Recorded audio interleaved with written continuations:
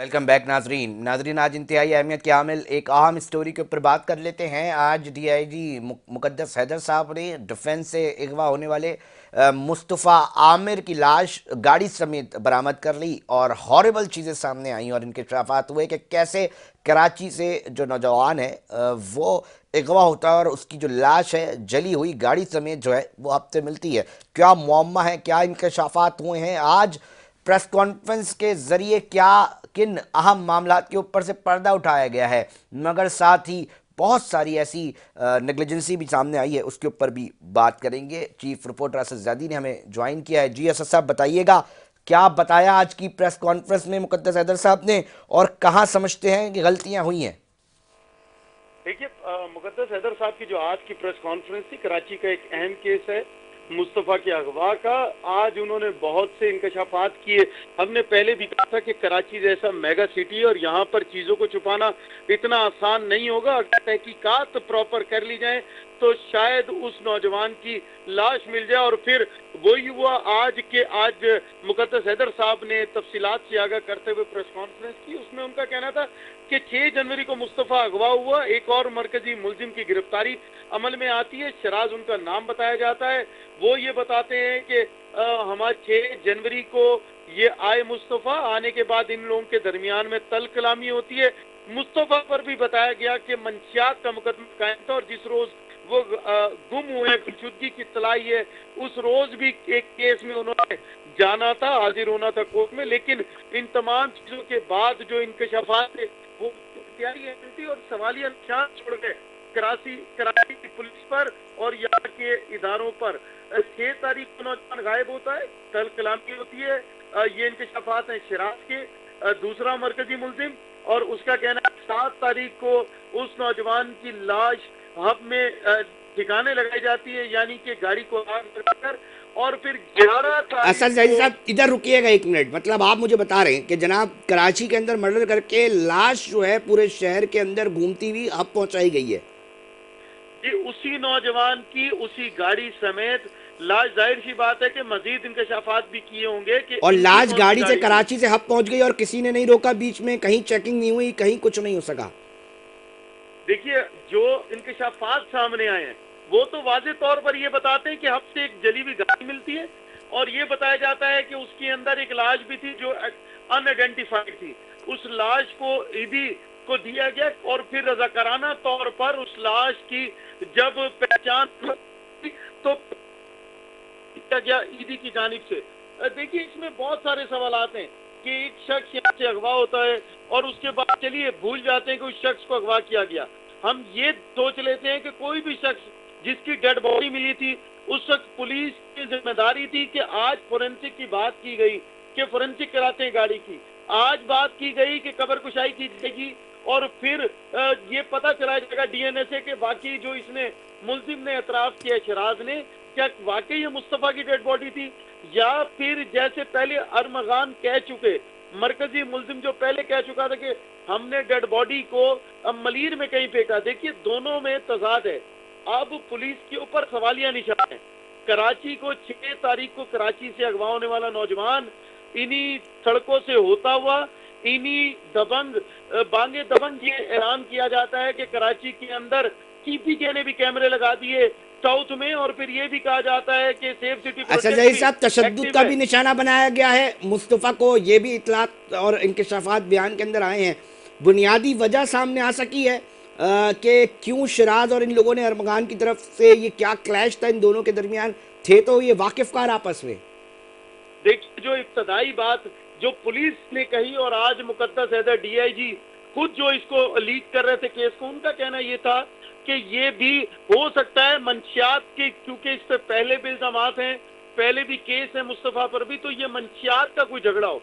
लेकिन एक तरफ मंशियात की बात की जाती है, दूसरी जानिब बिल्कुल हर शख्स को जिंदा रहने का भी हक है। तो वो मंशियात किस तरीके से साउथ के एक बंगले से बेची जा रही थी, उस मंशियात का किस तरीके से डिस्ट्रिक्ट साउथ के अंदर तकसीम होती थी, फिर ये तो बहुत सारे सवालिया निशान एक दफा दोबारा से फिर पुलिस की जानिब जाते हैं। अब वफाकी एहसास इदारा इस पर काम करता है। मुकद्दस हैदर साहब कहते हैं कि उनकी मदद से हमने ट्रेस आउट किया।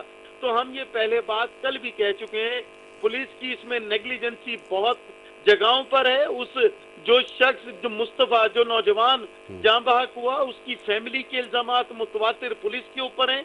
कल भी पूरा दिन ये शोर रहा कि पुलिस एहलकारों के खिलाफ एफआईआर के अहकाम जारी कर दिए गए। किसी ने उस ऑर्डर को आला दिलिया के नहीं पढ़ा एटीसी कोर्ट के, कि उसमें कहा गया है कि बयान लो जो मरकजी मुलजिम है के वालिद का, अगर कोई एफआईआर बनती है तो कर दो। कोर्ट हमेशा पहले रिपोर्ट मांगती है और 161 का बयान होता है, और अगर एफआईआर होगी ठीक। तो 154 होगा, और अगर एफआईआर नहीं होगी तो एसएचओ मुतलका जमा कराएंगे 155।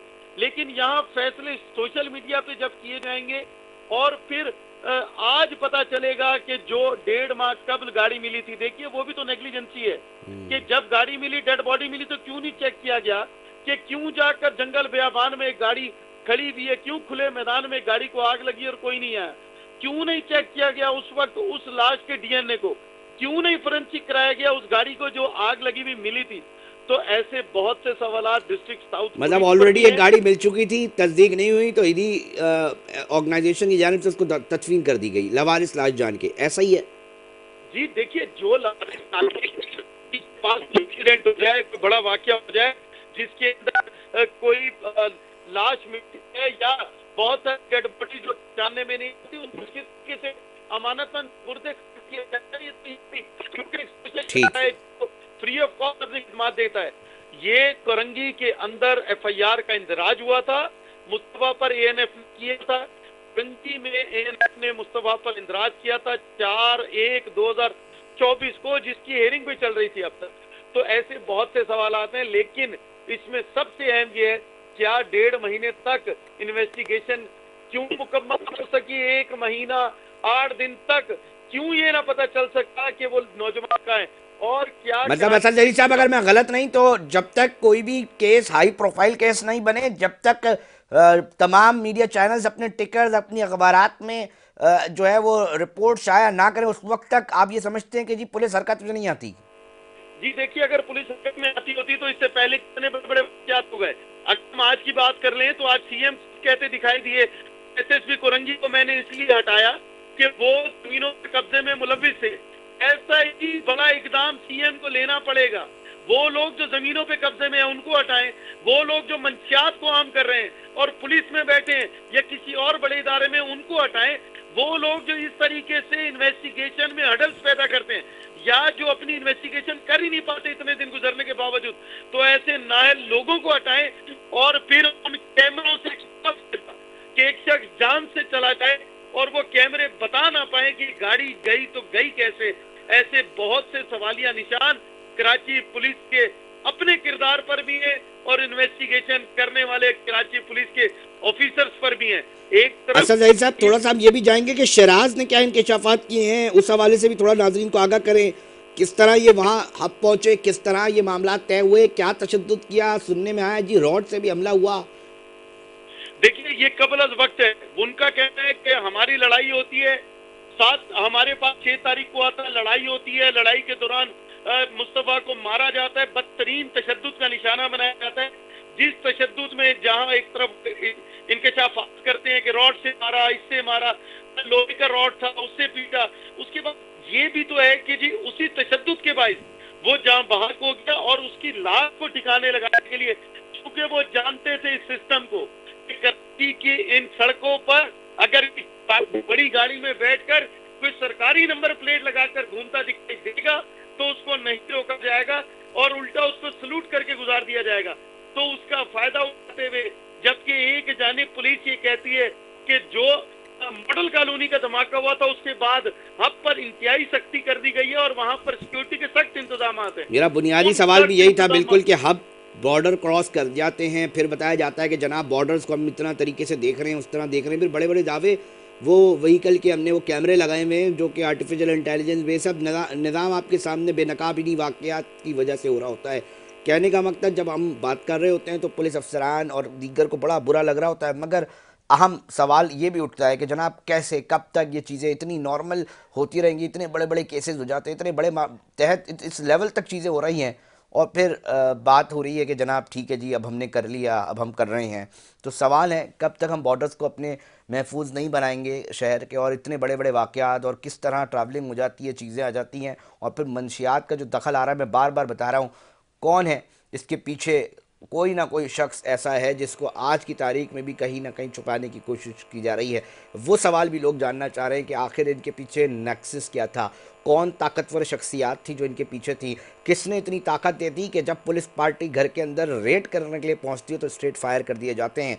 ये कौन लोग हैं, और ये किसी ऐसे मज़ाफ़ाती इलाके के अंदर नहीं, किसी कच्चे के इलाके के अंदर नहीं नाजरीन, पोश इलाके के अंदर पूरे जदीद असले के साथ इस तरह बैठे हुए और कार्रवाइयाँ कर रहे हैं। तो यकीनी तौर पे एक खुसूसी तौर पे एक रेट और इस तरह की चीज़ें इंटेलिजेंस बुनियादों पर होनी चाहिए। देखा जाना चाहिए कि मज़ीद इस तरह के ग्रुप्स जो हैं वो कौन लोग हैं। असद ज़ई साहब, मैं चाहूँगा कि इसको कंक्लूड कर दें। इस वाक़े के बाद शायद कोई सबक लिया हो, शायद आप समझते हैं कि जी हिकमत अमली बनाई हो कोई कुछ करने के जी लिए कि जान आइंदा ऐसा कोई काम ना हो। आपके पास कुछ इस तरह की इतलात आई हैं? हमें पुलिस अफसरान हमें करते दिखाई दिए, माजी के अंदर उसमें से कुछ भी पूरा होता दिखाई नहीं दिया। एक तरफ जो आपने कहा कि आर्टिफिशियल इंटेलिजेंस से लैस ये कैमरे जो चेहरे के साथ साथ नंबर प्लेट्स को भी वाज़े तौर पर रीड करेंगे, और उसके बाद अगर कोई क्रिमिनल होगा तो डाटा हिट करेगा। इसके बुलंद बुलंद और बांग दावे किए गए इंतजामिया, और फिर हुकूमत वक्त सिंध ने कहा कि जितने भी टोल प्लाजा है वहां पर इनका निसाब कर दिया गया, अब कोई नहीं बचेगा, और उसकी ये मिसाल मिल गई। फिर दूसरा, एक अच्छा लॉकडाउन बनाया गया सीपीके के साथ, लेकिन उन कैमरों से भी फायदा उठाया नहीं गया। दूसरी अहम बात यह है कि अफसरान की तैनाती एक असद के जैदी बाद साहब, एक आप किस एक मिनट तरह रुकिएगा, मुमकिन मैं है। अपने नाजरीन को ये यकीनी तौर पर बता दूं, जिस सीपी के और दीगर आप कैमरों की बात कर रहे हैं, मुझे बावसूख जराए की जानिब से ये इतला आज ही की तारीख में जब फ़ोन कॉल की और यही आम सवाल उठाया कि जनाब ये किस तरह आपने कैमरे लगाए हुए थे, तो जवाब मिला कि भाई कैमरे ख़राब नहीं हैं, कैमरे मुकम्मल तौर पे दुरुस्त हैं। वो बताते हैं कि जनाब ये जो गाड़ी जा रही है इसका जो ये नंबर है ये गलत है, मगर एक अहम मामला है कि उसके ऊपर फौरी उसी वक्त कार्रवाई नहीं हो रही। हम चाहेंगे कि इतने बड़े मामले को इंफॉर्मेशन के ऊपर कंसर्न पुलिस के आला अफसरान ज़रा देखें कि इन कैमरों का फिर क्या फ़ायदा कि जो बता रहे हो कि गाड़ी के अंदर ये गाड़ी बगैर नंबर प्लेट, गलत नंबर प्लेट के साथ चल रही हो, मगर वो पकड़ी नहीं जा रही हो, उसके ऊपर इम्प्लीमेंटेशन नहीं हो रहा हो। तो एक बुनियादी सवाल है, और ये इसी तरह के केसेस और इस तरह के बड़े बड़े मामला में असद अली साहब यकीनी तौर पर आ रहे होते हैं। मैंने एकदम से याद आ गई है, गुफ्तगू हुई थी एक साहब से, देखिए तो मैंने कहा ये देखिए जिक्र कर दिया नाजरीन को। देखिए नॉन कस्टम गाड़ियों पर भी तो बात की जाए ना। अरमगान के घर से मिलने वाली गाड़ियां अगर नॉन कस्टम है, तो फिर कस्टम इंटेलिजेंस के अफसरान जो बैठकर ये दावा करते हैं कि कराची के अंदर नॉन कस्टम गाड़ी नहीं आती, तो फिर ये सवालिया निशान उन पर भी है। फिर बॉर्डर्स पे मौजूद जो इनकी चौकियां हैं उनसे भी पूछा जाए, उन अफसरान से भी पूछा जाए कि नॉन कस्टम गाड़ी कराची से आकर और फिर बासानी कराची से बाहर हट जाती है, एक कार्रवाई सर अंजाम देती है, और उसके बाद फिर कराची में आ जाती है। और कोई ये रोकता नहीं फिर है। से बहुत शुक्रिया, असद फिर जली साहब से चीफ रिपोर्टर थे और इस आम मामले के ऊपर बातचीत कर रहे थे। अहम हमारा काम सिर्फ निशानदेही करना है, हम निशानदेही कर रहे हैं। हमारा कतई तौर पर काम बेहतरी लाना या एक्शन होना नहीं है, क्योंकि हम कोई इदारा नहीं है, हम जर्नलिस्ट हैं, और हमारा काम सिर्फ ये है कि हम निशानदेही कर दें। सिर्फ वो निशानदेही हम कर रहे होते हैं, ताहम इदारों का काम है, कंसर्न ऑफिसर्स का काम है कि इसके ऊपर इम्प्लीमेंटेशन जो है वो करवाएं। नाजरीन, तमाम तर अहम मालूमात आप तक पहुँच चुकी है। अपना फीडबैक हमारे सोशल मीडिया अकाउंट पर लाजमी दीजिएगा। प्रोग्राम का वक्त अख्तिताम की तरफ पहुँच चुका है। अपने मेज़बान अली रज़ा को दीजिए इजाज़त, हम फिर हाजिर होंगे। जब तक अपना बहुत ख्याल रखिएगा। अल्लाह निगहबान।